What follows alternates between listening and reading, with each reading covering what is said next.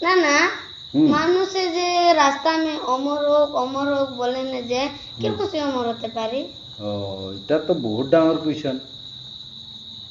অমর একজন হতেলে নিজের কর্মদক্ষতা আর মানুষের প্রতি হামদর্দি আর ও জনটা জাগামে থাকে ওই মাতৃভূমির জন্য ও উহার নিজের অবদান গিলা দিয়ে যেতে পারবো লাগে।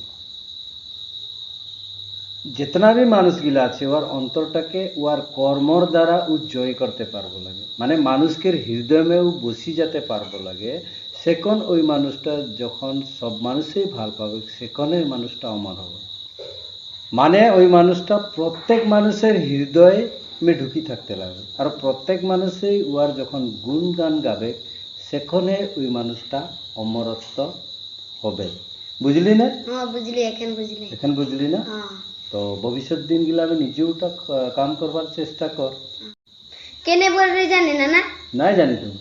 মানুষে যে রাস্তা গিলানতে জুবিন গার্গকে যে হ্যাঁ।